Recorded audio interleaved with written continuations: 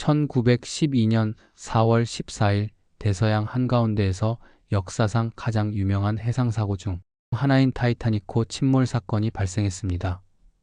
이 거대한 호화 여객선에는 다양한 사람들이 타고 있었으며 그 중에는 한 명의 목회자가 있었습니다. 그의 이름은 존 하퍼 목사님이었습니다.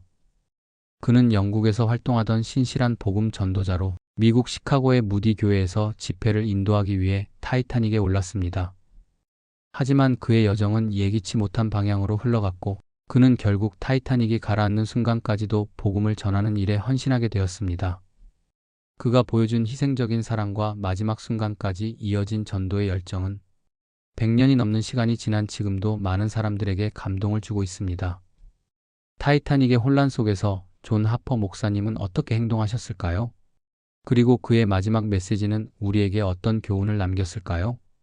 존 하퍼 목사님은 1912년 미국 시카고에 위치한 무디 교회에서 초청을 받아 집회를 인도하기 위해 타이타닉 호에 탑승하게 되었습니다. 이 여행은 그의 인생에서 중요한 순간이 될 예정이었지만 누구도 그가 생애 마지막 전도를 하게 될 것이라고는 예상하지 못했습니다.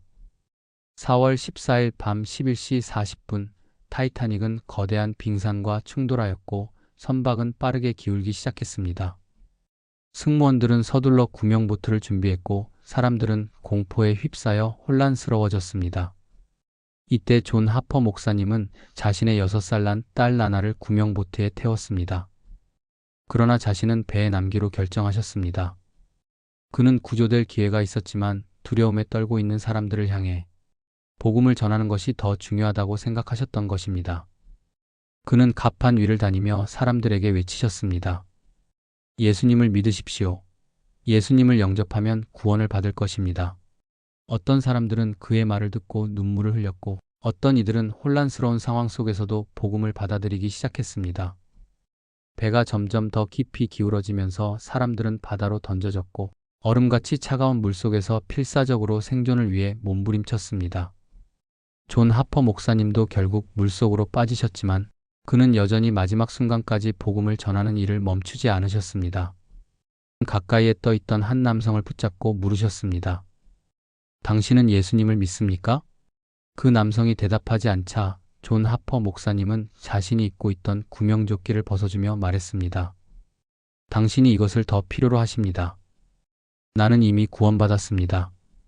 그리고 다시 차가운 바닷속으로 사라지셨습니다.